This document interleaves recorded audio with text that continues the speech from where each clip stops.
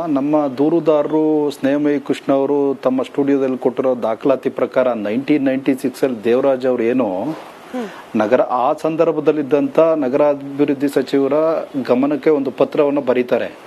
ಏನಪ್ಪಾ ಅಂದ್ರೆ, ನಾನು ಒಬ್ಬ ರೈತ, ನನಗೆ ಈ ಕೃಷಿ ಭೂಮಿಯನ್ನ ಬಿಟ್ರೆ ಜೀವನೋಪಾಯಕ್ಕೆ ಬೇರೆ ಯಾವುದೇ ಆಧಾರ ಇಲ್ಲ.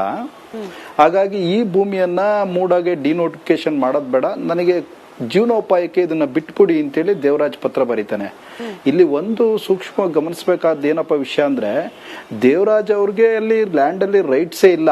ತಾವು ಈಗಾಗಲೇ ಹೇಳದಂತೆ 1968 ಅಲ್ಲಿ ನಿಂಗಾಬಿನ್ ಜವರಾ ಇಂದ 3 ಜನ ಮಕ್ಕಳಿಗೆ ರೈಟ್ಸ್ ಇತ್ತಲ್ಲ, ಆ ರೈಟ್ಸ್ ಅನ್ನ ಮೈಲಾರೈಗೆ ಬಿಟ್ಕೊಟ್ಬಿಡ್ತಾರೆ. ದೇವರಾಜ್ ಮತ್ತೆ ಇನ್ನೊಬ್ಬ ಅವ್ರ ಸಹೋದರ ರಿಲಿಕ್ಸ್ವೆಂಟ್ ಡೀಡ್ ಪ್ರಕಾರ, ಅಂದ್ರೆ ಹಕ್ಕು ಖುಲಾಸೆ ಪತ್ರದ ಮೂಲಕ ಅವರಿಬ್ರು ರೈಟ್ಸ್ ಅನ್ನ ಓನ್ಲಿ ಮೈಲಾರೈಗೆ ಹೋಗ್ಬಿಡುತ್ತೆ. Mylaraiah is A property owner ಆಗಿರ್ತಾರೆ. ಸರ್ವೆ ನಂಬರ್ 464 ಏನು 3.16 ಗುಂಟಾಸ್ ಏನಿದೆಯಲ್ಲ, 3 ಎಕರೆ 16 ಗುಂಟೆ ರೈಟ್ಸ್ ಮೈಲಾರೈಗೆ ಹೋಗುತ್ತೆ. ಅವಾಗ ಮೈಲಾರಯ್ಯ ಪುಟ್ಟಮ್ಮ ಎಂತವ್ರಿಗೆ ಅವ್ರಿಗೆ ಮಾರ್ಟ್ಗೇಜ್ ಡೀಡ್ ಅನ್ನ ಮಾಡ್ತಾರೆ. ಹಂಗಾಗಿ ಎಗೇನ್ ಅದು ವಾಪಸ್ ಮೈಲಾರಯ್ಯನ ಮಗ ಮಂಜುನಾಥ್ ಸ್ವಾಮಿಗೆ ಬರ್ತದೆ ಜಾಗ. ಹಂಗಾಗಿ 1996 ಅಲ್ಲಿ ಇಲ್ಲಿ ದೇವರಾಜ್ ಅವರು ಈ ಭೂಮಿಯ ಓನರ್ ಆಗಿರೋದಿಲ್ಲ. ಅವರ ಹೆಸರಲ್ಲಿ ಅರ್ಜಿಯನ್ನ ಕೊಡಿಸಿ 1998 ಅಲ್ಲಿ, ಈಗಾಗಲೇ ನಮ್ಮ ಸ್ನೇಹಿತರು ಪ್ರದೀಪ್ ಅವರು ಹೇಳದಂತೆ 1998 ಅಲ್ಲಿ Siddaramaiah was deputy chief minister Karnataka. ಅವರ ಒಂದು ಅಧಿಕಾರ ಒಂದು ದುರುಪಯೋಗ ಮಾಡಿ ಈ ಡಿನೋಟಿಫಿಕೇಶನ್ ಮಾಡಲಾಗಿದೆ 1998 ಅಲ್ಲಿ. ದೇವರಾಜಿಂದ ಒಂದು ಲೆಟರ್ ಅನ್ನ ಕೊಡಿಸಿ, ದೇವರಾಜು ಈ ಭೂಮಿಯ ಓನರ್ ಆಗಿರೋದಿಲ್ಲ, ಈ ಭೂಮಿಯ ಒಡೆಯ ಆಗಿರೋದಿಲ್ಲ. ಅವನಿಗೆ 1968 ಅಲ್ಲೇ ಈ ಭೂಮಿಯಿಂದ ಅವನು ಹಿಂದೆ ಸರಿದಿರ್ತಾನೆ, ಆಲ್ರೆಡಿ ಹಕ್ಕು ಒಂದು ಹೋಗಿರುತ್ತೆ. ಹಾಗಾಗಿ 98 ಅಲ್ಲಿ ಡಿನೋಟಿಫಿಕೇಶನ್ ಆದ್ರೆ ಹೇಗೆ 2000 ಅಲ್ಲಿ ಲೇಔಟ್ ಡೆವಲಪ್ ಆಗಿ ಆಲ್ರೆಡಿ ಬೇರೆಯವ್ರಿಗೆಲ್ಲ 2001-2 ಅಲ್ಲಿ ಸೈಟ್ಸ್ ಅಲಾಟ್ ಆಗಿ ಹೋಗಿರುತ್ತೆ. ಹಾಗಾಗಿ 2004 ಅಲ್ಲಿ ಮಲ್ಲಿಕಾರ್ಜುನ್ ನಮ್ಮ ಸಿದ್ದರಾಮಯ್ಯ ಬಾಮೈದ ರಿಜಿಸ್ಟರ್ ಮಾಡ್ಕೊಳ್ಳೋಂಥದ್ದು, 2005 ಅಲ್ಲಿ ಕನ್ವರ್ಷನ್ ಮಾಡ್ಕೊಳ್ಳೋಂಥದ್ದು, ಇದೆಲ್ಲದು ಕೂಡ ಇದು ವ್ಯವಸ್ಥಿತವಾದ ಅಧಿಕಾರದ ದುರುಪಯೋಗ ಆಗಿದೆ. 98 ಅಲ್ಲಿ ಡಿನೋಟಿಫಿಕೇಶನ್ ಆದಾಗಲೂ Siddaramaiah was a deputy chief minister Karnataka. 2004-5 ಅಲ್ಲಿ ಅವರ ಬಾಮೈದನಿಗೆ ಸೇಲ್ ಡೀಡ್ ಆದಂತ ಸಂದರ್ಭದಲ್ಲಿ ದೇವರಾಜಿಂದ ಏನ್ ಸೇಲ್ ಡೀಡ್ ಆಯ್ತು, ಆಗ್ಲೂ ಕೂಡ deputy chief minister Karnataka, in charge minister Mysuru. ಈ ಒಂದು 1992 ಅಲ್ಲಿ ಏನ್ ನೋಟಿಫಿಕೇಶನ್ ಆಗ್ತದೆ ಮೂಡಗೆ ಈ ಭೂಮಿ, 1992 to 2022 ಏನು ಸಿದ್ದರಾಮಯ್ಯ ಅವರ ಶ್ರೀಮತಿ ಪಾರ್ವತಿ ಅವರಿಗೆ ಸೇಲ್ ಡೀಡ್ ಮೂಡ ಮಾಡಿಕೊಡ್ತದೆ. ಆ 92 to 22 ಜರ್ನಿ ಏನಿದೆಯಲ್ಲ, ಆ ಎಂಟೈರ್ ಜರ್ನಿಯನ್ನ ನಾವು ಸೂಕ್ಷ್ಮ ನೋಡಿದಾಗ ಮಾನ್ಯ ಮುಖ್ಯಮಂತ್ರಿಗಳು ತಮ್ಮ ಅಧಿಕಾರ ಅವಧಿಯನ್ನ ದುರುಪಯೋಗ ಮಾಡಿಕೊಂಡು ಅವರ ಕುಟುಂಬಕ್ಕೆ ಅನುಕೂಲ ಆಗೋ ರೀತಿಯ ವ್ಯವಸ್ಥಿತವಾದ ಒಂದು ಇದನ್ನ ಮಾಡಿರ್ತಕ್ಕಂಥದ್ದು ಎಂಬತಕ್ಕಂಥದ್ದು ಸೂಕ್ಷ್ಮ ಕಾಣ್ತದೆ ನಮಗಿಲ್ಲಿ. ಹಾಗಾಗಿ ಸಂಪೂರ್ಣ ರಾಜ್ಯದ ಮುಖ್ಯಮಂತ್ರಿಗಳು ಅವರು ಅಧಿಕಾರದಲ್ಲಿದ್ದ ಸಂದರ್ಭದಲ್ಲಿ ಅಧಿಕಾರವನ್ನು ದುರುಪಯೋಗ ಮಾಡಿಕೊಂಡು ಅವರ ಕುಟುಂಬಕ್ಕೆ ಅನುಕೂಲವನ್ನ ಮಾಡ್ಕೊಂಡಿರ್ತಕ್ಕಂಥದ್ದು ಇದು ಮೇಲ್ನೋಟಕ್ಕೆ ಕಾಣ್ತಾ ಇದೆ. ಎಲ್ಲ ರೆವಿನ್ಯೂ ರೆಕಾರ್ಡ್ಸ್ ನೋಡಿರೂ ಕೂಡ ಆ ತರ ಕಾಣ್ತಾ ಇದೆ. ಒಂದು ಸಣ್ಣದು ಸೂಕ್ಷ್ಮವಾಗಿ ಹೇಳ್ಬೇಕಂತಂದ್ರೆ 1935 ಅಲ್ಲಿ ನಿಂಗಾಬಿನ್ ಜವರಾಗೆ ಅವತ್ತಿನ ಸಂದರ್ಭದಲ್ಲಿ ಇದು ಒಂದು ಹರಾಜಿನ ಮೂಲಕ ಈ ಭೂಮಿ ₹2 ಬರ್ತದೆ. ₹2 ಹರಾಜಲ್ಲಿ ಕೂಗಿದಾಗ ₹1 ಅವ್ರಿಗೆ ಹರಾಜಲ್ಲಿ ಬರ್ತದೆ. ಇದು ಅವತ್ತಿನಿಂದ ನಿಂಗಾ ಜವರ್ನ ಹೆಸರಲ್ಲಿ ಈ ಭೂಮಿ ಬಂದು 1968 ಅಲ್ಲಿ ಅವ್ರ ಮಕ್ಕಳು 3 ಜನ ಅನುಭವಿಸ್ತಾ ಇರ್ತಾರೆ. ಆವಾಗ ದೇವರಾಜು ಮತ್ತು ಇನ್ನೊಬ್ಬ ಸಹೋದರ ರಿಲಿಕ್ವೆಂಟ್ ಡೀಡ್ ಅನ್ನ ಮಾಡ್ಕೊಡ್ತಾರೆ, ಹಕ್ಕು ಖುಲಾಸೆ ಪತ್ರ ಮಾಡಿ. ಓನ್ಲಿ ಮೈಲಾರಯ್ಯ ಇದು ಪೊಸಿಷನ್ ಅಲ್ಲಿ ಇರ್ತಾರೆ. ಮೈಲಾರಯ್ಯ ಮಾರ್ಟ್ಗೇಜ್ ಡೀಡ್ ಅನ್ನ ಮಾಡ್ಕೊಡ್ತಾರೆ, ಪುಟ್ಟಮ್ಮ ಅವ್ರ ಹೆಸರಲ್ಲಿ ಇರ್ತದೆ. ಪುಟ್ಟಮ್ಮ ಎಗೇನ್ ಮೈಲಾರಯ್ಯನ ಮಗ ಮಂಜುನಾಥ್ ಸ್ವಾಮಿಗೆ ರಿಟರ್ನ್ ಲ್ಯಾಂಡ್ ಅನ್ನ ಮಾಡ್ಕೊಡ್ತಾರೆ.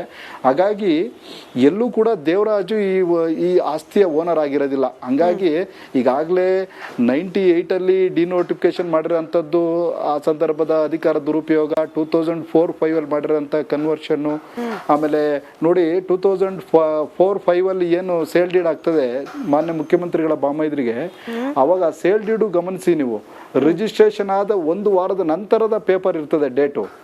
ಹೇಳಿದ್ರು ಅದನ್ನ ಸ್ನೇಹಮಯಿ ಕೃಷ್ಣ. ಹಾಗಾಗಿ ಈ ಡಾಕ್ಯುಮೆಂಟ್ಸ್ ವೈಸು ಕೂಡ ತುಂಬಾ ಇಲ್ಲಿ ಪ್ರೇಮ ಪೇಸಿ ಹೌದು. ಹಾಗಾಗಿ ರಿಜಿಸ್ಟ್ರೇಷನ್ ಯಾವತ್ತು ಆಗ್ತದೆ ಆ ಸಂದರ್ಭದಲ್ಲಿ ಪೇಪರ್ಸ್ ಡೇಟ್ಗಳು ಇರ್ಬೇಕಲ್ವಾ. ರಿಜಿಸ್ಟ್ರೇಷನ್ ಆದ ನಂತರದ ಡೇಟಲ್ಲಿ ಹೆಂಗ್ ಪೇಪರ್ ಬರ್ತದೆ? ಅದೇ ಪ್ಲಾನ್ಡ್ ಇದು ನಡೆದಿದೆ, ಅಕ್ರಮ ನಡೆದಿದೆ ಇದರಲ್ಲಿ. ಮೂಡಾದಲ್ಲಿ ನಾವು ಇವನ್ ಸಿದ್ದರಾಮಯ್ಯರು ಒಬ್ಬರ ಮೇಲೆ ಅಲಿಗೇಷನ್ ಅಲ್ಲ, ಸಿದ್ದರಾಮಯ್ಯನವರು ಡೈರೆಕ್ಟ್ಲಿ ಇಂಡೈರೆಕ್ಟ್ಲಿ ಯಾವುದೇ ರೀತಿ ನಾವು ಎಲ್ಲೂ ಕೂಡ ಸಹಿ ಮಾಡಿಲ್ಲ, ನಾನು ಇದರ ಅಕ್ರಮದಲ್ಲಿ ಭಾಗಿಯಾಗಿಲ್ಲ ಅಂತ ಹೇಳೋದಲ್ಲ. ನೀವು ರಾಜ್ಯದ ಮುಖ್ಯಮಂತ್ರಿ ಆಗಲಿ, ಡೈರೆಕ್ಟ್ ಆಗಾಗಲಿ ಇಂಡೈರೆಕ್ಟ್ ಆಗಾಗಲಿ ಬೆನಿಫಿಟನ್ನು ಮಾಡಿದಂಥ ಸಂದರ್ಭದಲ್ಲಿ ನೀವು ಅದರ ಜವಾಬ್ದಾರಿಯನ್ನು ಹೊರಬೇಕಾಗ್ತದೆ. ತಮ್ಮ ಕುಟುಂಬಕ್ಕೆ ಆಗಿರ್ತಕ್ಕಂಥ ಅನುಕೂಲದ ಜವಾಬ್ದಾರಿಯನ್ನು ನೀವು ಹೊರಬೇಕಾಗ್ತದೆ.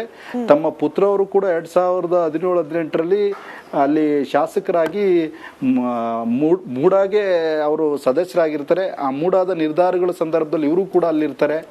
ಹಂಗಾಗಿ ಇದೆಲ್ಲವನ್ನ ನೋಡಿದಂಥ ಸಂದರ್ಭದಲ್ಲಿ ಇಡೀ ರಾಜ್ಯದ ಜನಕ್ಕೆ ಸಂಪೂರ್ಣವಾಗಿ ಅರ್ಥ ಆಗ್ತದೆ. ಇದು ಸಿದ್ದರಾಮಯ್ಯನವರು ಏನು ಉದಾಹರಣೆಗೆ ಹೇಳ್ಬೇಕಂದ್ರೆ ಭೂಮಿ ಎಲ್ಲೋ ಒಂದು ಕಡೆ ಹೋಗಿದೆ ಅಂತ ಹೇಳ್ತಾರೆ, ಅವ್ರಿಗೆ ಸೈಟ್ಸ್ ಅಲಾಟ್ ಮಾಡ್ಕೊಳೋದು ಇನ್ನೊಂದು ಕಡೆ.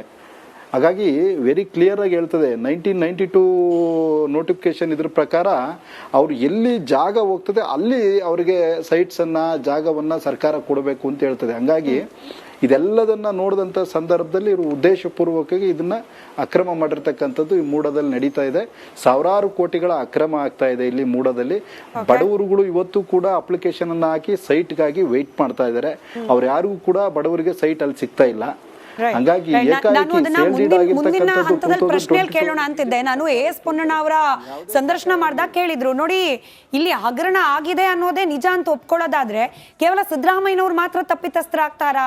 ಅಧಿಕಾರಿಗಳ ಇನ್ವಾಲ್ವ್ಮೆಂಟ್ ಇದೆ. ಆಗ ಮೂಡಾದ ಇನ್ಚಾರ್ಜ್ ಮಿನಿಸ್ಟರ್ ಅಂತಂದ್ರೆ ನಗರಾಭಿವೃದ್ಧಿ ಸಚಿವರ ಇನ್ವಾಲ್ವ್ಮೆಂಟ್ ಇರುತ್ತೆ. ಹಾಗೆ ಅಂದಿನ ಸರ್ಕಾರದ ಇನ್ವಾಲ್ವ್ಮೆಂಟು ಕೂಡ ಇರುತ್ತೆ. ಅವರೆಲ್ಲರೂ ಕೂಡ ದೋಷಿಗಳಾಗಬೇಕು. Y only Siddaramaiah? ಯಾಕೆ ಸಿದ್ದರಾಮಯ್ಯ ಮಾತ್ರ ಟಾರ್ಗೆಟ್? ಪ್ರಶ್ನೆ ಕೇಳಿದ್ರು ಎಸ್ ಪೊನ್ನಣ್ಣ ಅವರು. ನೀವು ಒಂದು ಹಂತಕ್ಕೆ ಉತ್ತರ ಕೂಡ ಕೊಟ್ರಿ ಅರ್ಧ.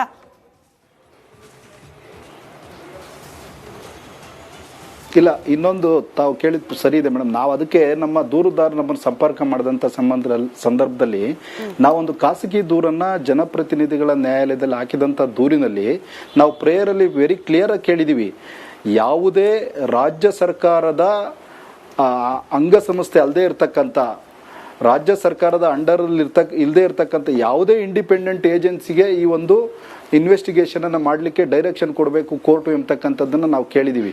ಎಬೋ CBI ಇರ್ಬೋದು, ED ಇರ್ಬೋದು, ಯಾವುದೇ ಇರ್ಬೋದು, ನೀವು ಯಾವುದೇ ರಾಜ್ಯ ಸರ್ಕಾರದ ಅಂಡರ್ಲಿರೋಂಥ ಲೋಕಾಯುಕ್ತಗೋ CIDಗೆ ಕೊಟ್ರೆ ಇದರಿಂದ ಪ್ರಾಮಾಣಿಕ ತನಿಖೆ ಆಗೋದಿಲ್ಲ. ಹಾಗಾಗಿ ನಾವು ವೆರಿ ಕ್ಲಿಯರ್ ಆಗಿ ಕೇಳಿದೀವಿ, ಒಂದು ಇಂಡಿಪೆಂಡೆಂಟ್ ಏಜೆನ್ಸಿ ಕೊಡಿ, ಎಲ್ಲ ತನಿಖೆ ಆಗಲಿ, ಯಾರು ಅಧಿಕಾರಿಗಳು ಇದರಲ್ಲಿ ಇನ್ವಾಲ್ವ್ ಆಗಿದ್ದಾರೆ, ಯಾವ ಸರ್ಕಾರ ಇದ್ದಂಥ ಸಂದರ್ಭದಲ್ಲಿ ಯಾರು ಮಂತ್ರಿಗಳು ಇದರಲ್ಲಿ ಇನ್ವಾಲ್ವ್ ಆಗಿದ್ದಾರೆ, ಒಟ್ಟಾರೆ ಮೂಡದಲ್ಲಿ ನಡೆದಿರ್ತಕ್ಕಂಥ ಅಕ್ರಮ ಹೊರಗೆ ಬರಬೇಕು.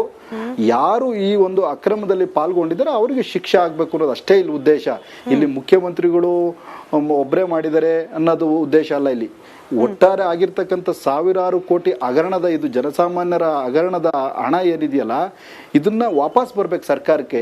ಸಾಮಾನ್ಯ ಜನಗಳು ಏನಿವತ್ತು ಅಪ್ಲಿಕೇಶನ್ ಅನ್ನು ಹಾಕಿ ಸೈಟ್ಸ್ಗೆ ವೆಯ್ಟ್ ಮಾಡ್ತಾ ಇದ್ದಾರೆ, ಅವ್ರಿಗೆ ಸೈಟ್ಸ್ ಅಲಾಟ್ ಆಗ್ಬೇಕು ಅನ್ನೋದು ಅಷ್ಟೇ ನಮ್ಮ ಒಂದು ಜವಾಬ್ದಾರಿಯುತ ಅಂತ ಒಂದು ಇದು ನಡೆಯುತ್ತೆ. ನಾನು ಪ್ರದೀಪ್ ಅವ್ರನ್ನು ಈ ಪ್ರಶ್ನೆ ಕೇಳ್ತೀನಿ, ನಿಮಗೂ ಈ ಪ್ರಶ್ನೆ ಮೊದಲು ನೀವು ರಿಯಾಕ್ಟ್ ಮಾಡಿ. ವಸಂತ್ ಕುಮಾರ್ ಸರ್, ನೋಡಿ ನಿನ್ನೆ ಅಭಿಷೇಕ್ ಮನು ಸಿಂಘ್ವಿ ಅವರು ವಾದ ಮಂಡನೆ ಪ್ರಾರಂಭ ಮಾಡಿದಾಗ್ಲೇನೆ ಅವ್ರು ಶುರು ಮಾಡಿದ ಹೆಂಗೆ ಅಂದ್ರೆ, ಈ ತನಿಖೆಗೆ ಅನುಮತಿ ನೀಡಿರೋದು ರಾಜ್ಯಪಾಲರೇನೆ, ನ್ಯಾಯ ವ್ಯವಸ್ಥೆಯ ವಿರುದ್ಧವಾದದ್ದು, ಅದರ ಉಲ್ಲಂಘನೆ, ಸಂವಿಧಾನದ ನಿಯಮಗಳ ಉಲ್ಲಂಘನೆ, ಹಾಗೆ ಬಾಹ್ಯ ಪ್ರಭಾವದಿಂದ, ಈ ಪದ ಬಹಳ ಇಂಟ್ರೆಸ್ಟಿಂಗ್ ಅನಿಸ್ತು, ಬಾಹ್ಯ ಪ್ರಭಾವದಿಂದ